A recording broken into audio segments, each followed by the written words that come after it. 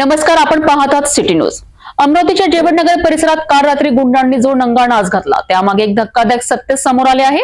ही केवळ एक तोडफोड नव्हती, तर हा बदला होता। कुख्यात आरोपी यश कडूला अटक केल्याचा राग मनात धरून त्यांच्या समर्थकांनी तक्रार करणाऱ्या तरुणांच्याच घरांनाच लक्ष्य केले।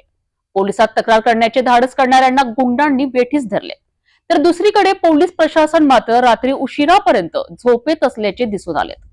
रस्त्यावर पडलेला हा काचांचा खच आणि मोडक्या तोडक्या गाड्या हे दृश्य आहे अमरावतीच्या शांत समजल्या जाणाऱ्या जेवणनगरचे, जिथे सोमवारी रात्री 11च्या सुमारास अनेक लोकांच्या टोळक्याने अक्षरशः धुमाकूळ घातलाय।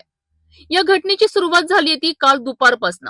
कुख्यात आरोपी यश कडू हा परिसरात दहशत माजवित होता, शिवीगाळ करीत होता आणि त्याच्या या दादागिरीला कंटाळून परिसरातील 3 जागरूक तरुण शुभम जनबंधू, विक्की कांबळे आणि अंकुश तोंडटक्के यांनी हिम्मत दाखवली। हे तिघे थेट फ्रेजरपुरा पोलीस ठाण्यात पोहोचले आणि यश कडू विरोधात तक्रार दाखल केली। पोलिसांनी तक्रारीची दखल घेत यश कडूला ताब्यात घेतले, मात्र आपल्या नेत्याला अटक झाल्याचे समजताच त्याचे समर्थक पिसाळलेत। रात्री 11 वाजता अनेक लोकांचा जमाव हातात लाठ्या, काठ्या आणि दगड घेऊन जेवणनगरात घुसलेत।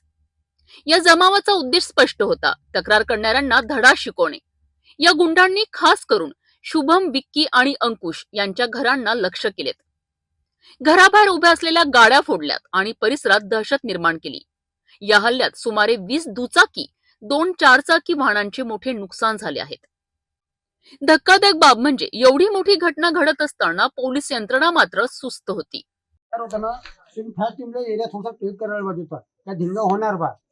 हे तुमचं चुकीचं का आमचं चुकीचं तुम्ही सांगत आहे। काहून त्या बाय राजापेठला आरोपी तयार होता, त्यांचं काम होतं एरियात काही ना काही बंदोबस्त करायचा। ह्या लोकांना बंदोबस्त नाही केला। साहेबाची ड्युटी लागल्याने तुम्हाला नाही सर, तुमचं बरोबर, तुम्ही तुमचं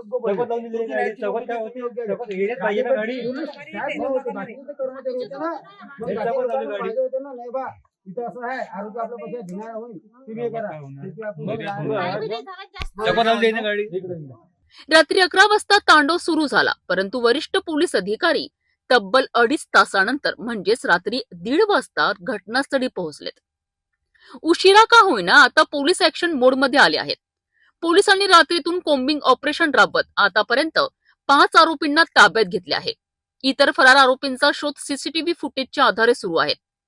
मात्र तक्रार करणाऱ्यांच्याच घरावर हल्ला झाल्याने सर्वसामान्य नागरिक गुंडांविरुद्ध आवाज उठवणार का, हा प्रश्न अनुत्तरित आहे।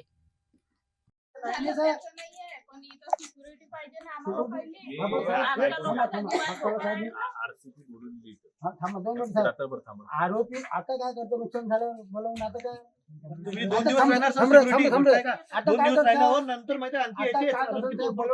आता बलवून जीव गेल्याच्या बाद बलवून काही कामाची गोष्ट नाही।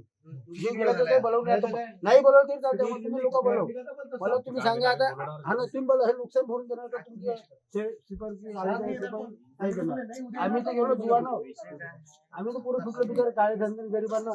एक तर मोठं मुश्किल गाडी होत नाही गरिबाची, इकडून तिकडून घेतली कशी बी नुकसान। आरोपी अटक होताना आरोपी तुमच्या तुमचं पहिलं कोणी तुमच्या पहिले असेल ना, हे तुम्हाला कळायला पाहिजे तुम्हाला असं गुन्हा झाला जेवण तुम्ही लक्ष देत जा। तुम्ही तर तुमच्या साहेबांना तुम्हाला सांगण्याचं काम होतं। आता कुठनागे साहेबांना आमच्या जवळ ते रिश्तेदार माझे आदिवासी आमचे रिश्तेदार आता मी कसा विषय